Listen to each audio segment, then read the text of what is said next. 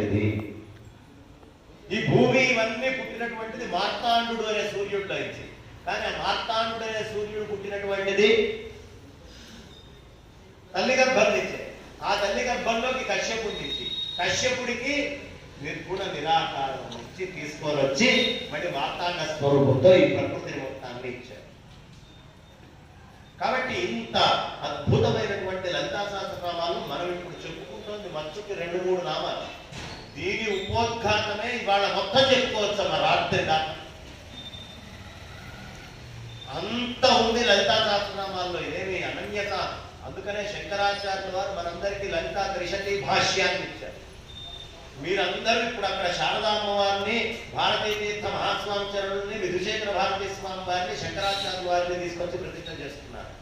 ఎవరికి శంకరాచార్యుల వారి ఇంట్లో లేరో, ఎవరు శంకరాచార్యుల వారిని పెట్టుకొని నమస్కరించుకున్న తర్వాత గాని లలిత చదవరో వాళ్ళకి లలిత జీవితంలో పట్టుబడదు. గట్టిగా ఓ మాట వినండి. లలిత పట్టుబడాలంటే గురువు కావాలి. ఎవరా గురువు? త్రిశతి భాష్యం ఇచ్చిన ఆదిశంకర్. అయిపోయాక కూడా మీరు స్తోత్రం చదువుకుందాము అని మొదలు పెట్టారు.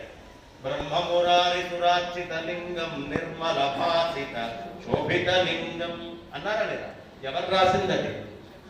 శంకరాచార్య. మీరు ఏ స్తోత్రం అమ్మవారికి తీసుకోండి, ఎవరిచ్చారు? సౌందర్యలహరి ఎవరండి? శంకరాచార్య. మరి గురువు లేకుండా, గురువుని పట్టించుకోకుండా కేవలము మేమే ఎవరు చదువుతూ వెళ్తారో వాళ్ళకి ఎప్పుడు ఆ విద్య పట్టుబడదు. విద్య పట్టుబడాలంటే ఎవరు కావాలి?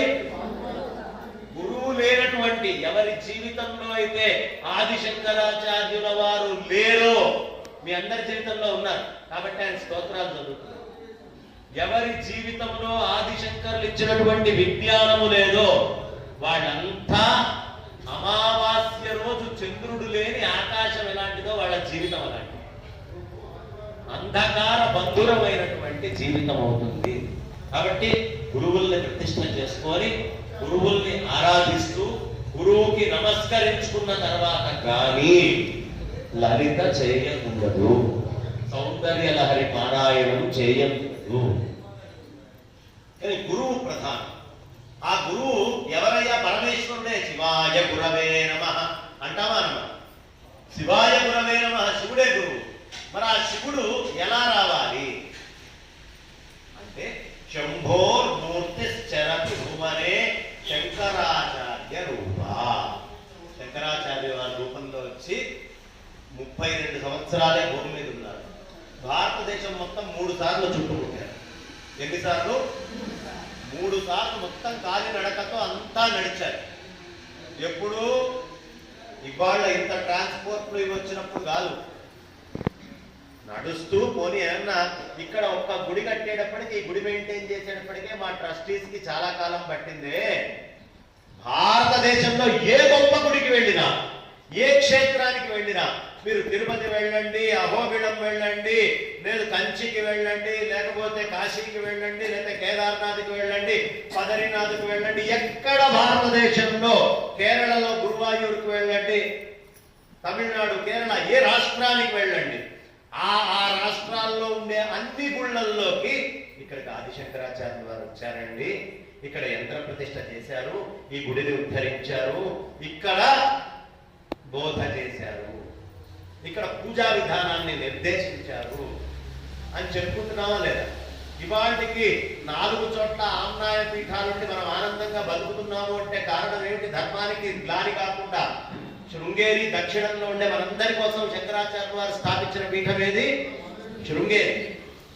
అలాగే పూరి తూర్పున, పూరిలో జగన్నాథుడి దగ్గర, పశ్చిమంలో ద్వారక దగ్గర, ఉత్తరములో బదరి దగ్గర 4 పీఠాలని స్థాపించి ఈ ధర్మము 4 దిక్కులా పరిఢవిల్లాలి అనే ఉద్దేశంతో ప్రతిష్ఠ చేశారు. అలాంటి అద్భుతమైన గురువుల ప్రతిష్ఠ చేసుకొని ఎట్లా పడితే అట్లా లలిత చదవకూడదండి.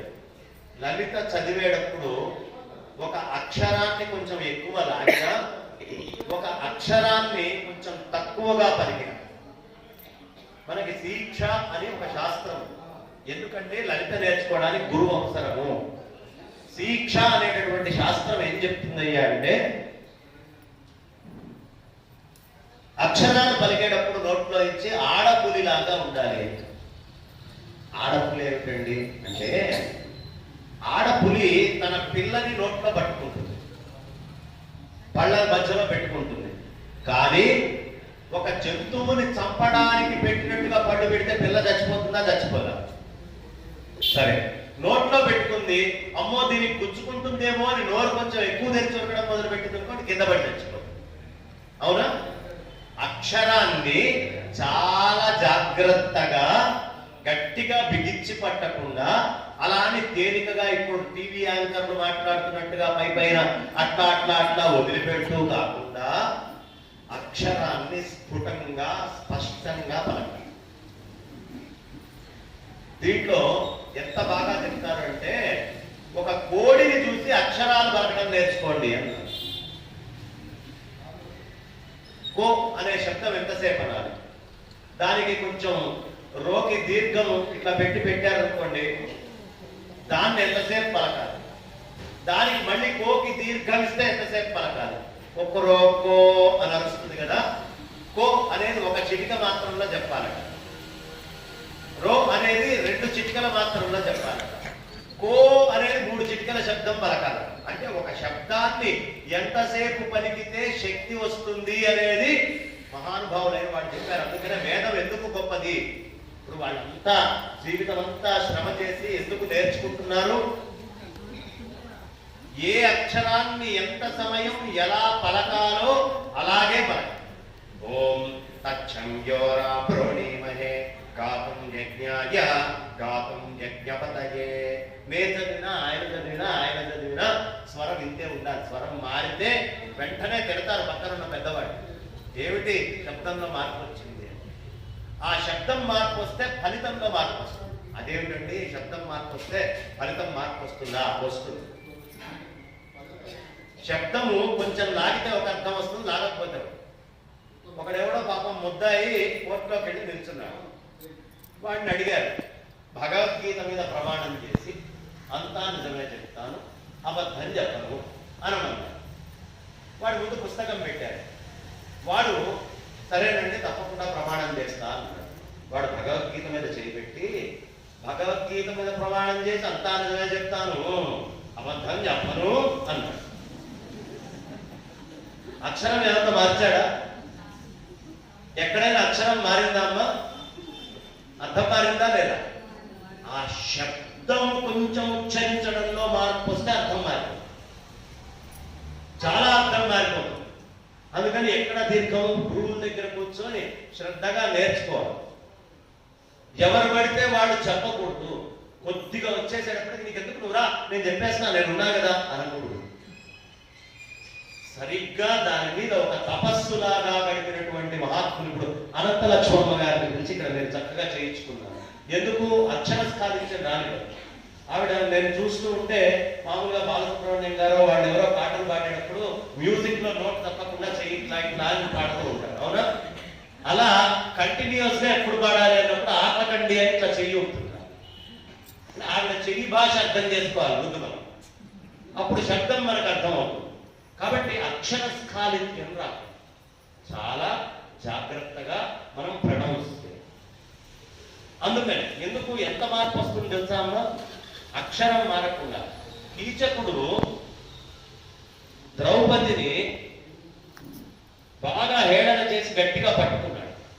ఏం చేయాలో ఒక అర్థం కాల. భీముడు ఒక సలహా ఇచ్చాడు, సరే వాడిని రాత్రి నర్తనశాలకి రమ్మను. ఇప్పుడు పరాయి పురుషుణ్ణి వేరే ఏకాంత ప్రదేశానికి రమ్మంటే ఆవిడ పాతివ్రత్యం పోతుంది. అలా అని పిలవకపోతే భర్త చెప్పినా పిలవలేదు కాబట్టి కూడా పాతివ్రత్య దోషం వస్తుంది. కానీ ఆవిడ మహాపతివ్రత, ఇప్పుడు పిలవాలి, ఇబ్బంది కాకూడదు. అక్షరాలను ఎలా వాడుకుంటుందో చూడండి. చాలా అద్భుతంగా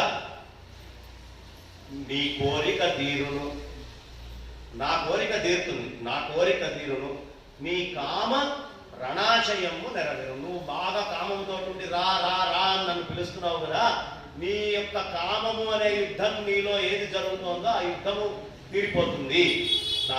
నా కోరిక తీరును, నీ కామ రణాశయము నెరవేరు. ఇది ఆవిడ అన్నమాట. కానీ ఆవిడ చెప్పింది వీడికి అర్థమైంది. ఇది ఆవిడ చెప్పింది ఏమిటో తెలుసా? నా కోరిక తీరును, నీకా మరణాశయము నెరవేరును. నీ కామరణాశయం కాదు, నీకా మరణాశయం. నువ్వు ఏదైతే సద్దాం సద్దాం సద్దాం అని నన్ను పిలుస్తున్నావు కదా, తప్పకుండా దస్తావు రా అని పిలుస్తావు. కాబట్టి అక్షరము ఇక్కడ ఏం మార్చలేదు ఆ తల్లి, అక్షరం మార్చలా. ఆ అక్షరానికి ఇచ్చేటటువంటి స్పేస్ నీ కామ రణాశయము, నీ కామరణాశయము మారిపోలా. దీనిని మించిన రకం లేదు అన్నాడు ఎవడో. దీనిని మించిన రకం లేదు అంటే బాగుంది వినడానికి. దీనిని మించి నరకం లేదు మారిపోలే, అర్థం అంతా మారిపోయింది. నన్ను ఎవరో మంది మధ్య ఒక కార్యక్రమానికి వెళ్తే, పంతులు గారు మా ఇంటికి వస్తే గుడ్డలు ఇప్పిస్తా అన్నారు. అంటే ఏం చేయాలి, ఏం అర్థం చేసుకోవాలి వాడు మాట్లాడిన దానికి? ఏమా మా ఇంటికి వస్తే గుడ్డలు ఇప్పిస్తారు, కొత్త గుడ్డలు ఇప్పిస్తారు. నేను తెలుసుకుంటే కొత్త పంచాలి, నేనేమనుకోవాలి? కాబట్టి భాష చాలా బుద్ధిపాటి మార్పుతో అర్థం మారిపోతూ ఉంటుంది. సామాన్యమైన మాటలే ఇంత అర్థం మారుతూ ఉంటే ఎక్కడ ఏ పదం వాడాలో మనకు తెలియాలి. వాడు ఎవడో ఒక ఆసుపత్రి పెట్టాడు. ఏం పెట్టాడమ్మా? బ్రహ్మాండంగా నడుస్తుంది, బాగా డబ్బులు వచ్చినాయి. రెంట్ హాస్పిటల్లో ఉన్నవాడు డబ్బులు వస్తే ఏం చేస్తాడు? సొంత హాస్పిటల్ కట్టుకున్నాం, ఇల్లు ఆసుపత్రి అనుకున్నాడు. సరే, కిందంతా ఉండడానికి కట్టుకున్నాడు, పైన మొత్తం చక్కగా ఆసుపత్రికి కట్టాడు. కానీ పైన కట్టిన దగ్గర నుంచి ఒక్కడు రావట్లేదు. అదేమిట్రా పైన కట్టాక ఒక్కడు రావట్లేదు, వాస్తులో ఏమైనా దోషమా అని పాపం వాస్తు పండితుడిని పిలిచాడు. ఆ వాస్తు పండితుడు వచ్చాడు. మొత్తం అరే తూర్పు తూర్పు బాగానే ఉంది, ఈశాన్యం ఈశాన్యం, ఆగ్నేయం ఆగ్నేయం, నివృత్తి నివృత్తి, వాయువ్యం అన్ని బాగున్నాయే, అయినా ఎందుకు రావట్లేదని కిందకి నడుచుకుంటూ వచ్చాడు. కిందకి వస్తే వీడు బోర్డు పెట్టాడు అక్కడ, డాక్టర్ నరహరి పైకి దారి. అర్థం మారిపోలా. కాబట్టి అర్థం అనేటటువంటిది మనం వాడే దాంట్లో చాలా ఉంటున్నాం. ఏది ఎక్కడ ఎంత వాడాలో తెలియాలి. అది తెలియకుండా అక్షరాన్ని వాడుకుంటూ పోయామనుకోండి, అనర్థాలు అపార్థాలు వస్తాయి. మనకు వచ్చే గొడవలన్నీ దేనితో వస్తున్నాయమ్మా? మన నోట్లో ఉన్న అక్షరాలతో కాదు. మొగుడు దేనికి బద్ధుడవుతున్నాడు భార్యకి? వాడు ఏనుగు లాంటి బలం ఉన్నవాడు, ఓ బలాఢ్యుడు, కొడితే 10 మంది పడుకుంటారు. కానీ దాసోహం అంటున్నాడే, దేనికంటున్నాడు? లోపల ఉండేటటువంటి విషయాన్ని అక్షరం అనే ఆయుధంతో కొడితే ఎలాంటి వాడైనా నిద్రపోతాడు. 15 రోజుల్లో రాజ్యాలు మారిపోతాయి. ఆ మాట తేడా వచ్చిందంటే, కరెక్ట్ అయిన మాట వచ్చిందా నీ రాజ్యం నీకు వచ్చింది, నీ మాటలో తేడా వచ్చిందా నీ రాజ్యం పోయి నీ కొడుకు. అక్షరానికి అంత గొప్ప శక్తి మన కంటి ముందు కనిపిస్తుంది. కాబట్టి ఇలాంటి అక్షరాన్ని నింపాదిగా, జాగ్రత్తగా, శ్రద్ధగా గురువుల దగ్గర ఉండి నేర్చుకొని పారాయణ కనుక మనం చేస్తే దాని ఫలితం అంత స్థాయిలో ఏమో. కాబట్టి ఆవిడ పరబ్రహ్మ పట్ట మనిషి. ఇంకొక గొప్ప విషయం చెప్తా. ఈ మాటలన్నీ మనకేం నేర్పిస్తున్నాయ్యా అంటే అంతర్ముఖం అవ్వడం నేర్పిస్తున్నాయి, బహిర్ముఖం అవ్వడానికి కాదు. ఈ మాటలన్నీ ఎదుటివాడిని మాయ చేయడానికి కాదు, లోపల మనకి మనం సత్యం తెలుసుకోవడానికి. ఏమండి, మొత్తం హిందూ ధర్మ సారంతా 2 ముక్కల్లో చెప్పండి లేదా 3 ముక్కల్లో చెప్పండి అని అడిగితే చెప్తానయ్యా రాసుకో అన్నారు. ఏమిటో తెలుసా? అది మొత్తము హిందూ మత సారం అంతా హరి ఓం తత్ సత్. ఇదే మొత్తం సనాతన వైదిక ధర్మాన్ని మొత్తాన్ని పిండి తీస్తే హరి ఓం తత్ సత్. తత్ సత్ అనేటటువంటిది అంతా పరమాత్మే. పరమాత్మ కంటే రెండో వస్తువు లేదు. మనలో ఉండి ఆటలాడుతున్నవాడు, మన బయట ఉండి ఆటలాడుతున్నవాడు, అంతటా నిండి ఆటలాడుతున్నవాడు, రకరకాల రంగుల రూపంలో మనతో ఆటలాడిస్తున్నవాడు, రకరకాల రుచుల రూపంతో ఆటలాడిస్తున్నవాడు, రకరకాల వాసనలతో మనల్ని ఆడిస్తున్నవాడు, రకరకాల స్పర్శలతో ఆటలాడిస్తున్నవాడు, రకరకాల శబ్దాలతో ఆటలాడిస్తున్నవాడు ఒక్కడే. వాడు అర్థం కానుకున్నాక ఇదేది అర్థం కాదు. ఇవన్నీ మనతోటి ఆడుకుంటూ ఉంటాయి. వాడొక్కసారి అర్థమయ్యాడా ఇవన్నీ పరబ్రహ్మ పట్టమహిషి, ఆయనకే బద్ధమైపోయి స్వస్వరూపానుసంధానాన్ని మనకు కలిగిస్తాయి. అంతటి స్థితిని కలిగించేటువంటి లలితా సహస్రనామ పారాయణం మీరందరూ చక్కగా చేశారు. ఇలా చెప్తూ ఉంటే ఎంతసేపు అయినా చెప్పాలని అనిపిస్తుంది. కాబట్టి మీరందరూ రామచంద్ర అనాల్సిన సమయం కాబట్టి గట్టిగా ఒకసారి చెప్పండి అమ్మా, గోవిందా. ఏం పర్వాలా, మగవాళ్ళు కొంచెం మొహమాట పడ్డారు, కొంతమంది ఆడవాళ్ళు కూడా మొహమాట పడ్డారు. ఇప్పుడు గోవిందా అనకపోయినా ఏదో రోజు గోవిందా అంటాం ఖాయం. గోవిందా అనే లోపే ఎవడు గోవిందా అంటాడో వాడు అదృష్టవంతుడు.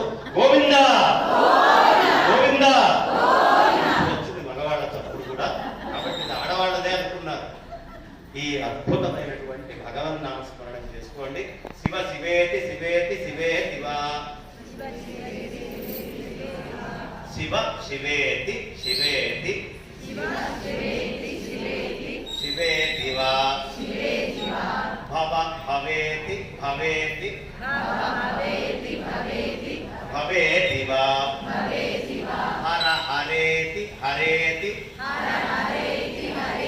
హరే దివా, భజ మనః శివమేవ నిరంతరం. శ్రీమాత్రే నమః, శ్రీమాత్రే నమః, శ్రీమాత్రే నమః అని చెప్తూ ఇక్కడ ఈ కార్యక్రమానికి ఆహ్వానించినటువంటి వాళ్ళకి, కార్యక్రమంలో పాల్గొన్నటువంటి వాళ్ళకి, కార్యక్రమ నిర్వహణకి ఏర్పాట్లు చేసినటువంటి ట్రస్ట్ వారికి అందరికీ కూడా ఆ పరాశక్తి యొక్క అనుగ్రహం పరిపూర్ణంగా ఉండాలి అని ప్రార్థిస్తూ, అందులో నన్ను మర్చిపోయారేమో నాతో సహా కలిపి ఆ పరాశక్తి యొక్క అనుగ్రహం పరిపూర్ణంగా ఉండాలి అని మనసా ప్రార్థిస్తూ, మీరందరూ ఇలాగే ఇంకా అనేక స్తోత్రాలు, నిజంగా ఇవాళ మా నిట్టల కిరణమయ్య గారు అలాగే కొండూరు పద్మావతమ్మ గారు వాళ్ళు కూడా వచ్చి ఉంటే ఇంకా బ్రహ్మాండంగా ఉండేది. అయినా అమ్మగారు ఉన్నారు. అందరూ కలిసి ఈ అక్షరాన్ని కాపాడుకుందాం, ఈ అక్షరాన్ని ముందరికి తీసుకెళ్దాం. అక్షరము అంటే నాశరహితము, నాశరహితమైన దాన్ని ఎవడు పట్టుకుంటాడో వాడు నాశనం లేని స్థితిలోనే ఉంటాడు. కాబట్టి నాశరహితమైన అక్షరం ఎక్కడుందయ్యా అంటే ఈ స్తోత్రాల్లో ఉంది. కాబట్టి ఋషులు ఛందోబద్ధం చేసి పెట్టారు. కాబట్టి ఈ అక్షరాలను అందరం ఆశ్రయిద్దాం. అక్షర స్వరూపమైన పరాప్రకృతిని, ఆ మా మహామాతని, ఆ పరబ్రహ్మ పట్ట మహిషిని ప్రార్థన చేద్దాం. ఆ దక్షిణామూర్తి స్వరూపిణిని ప్రార్థన చేద్దాం అని చెప్తూ నా వాడికి విరామాన్ని ఇస్తున్నాను. స్వస్తి.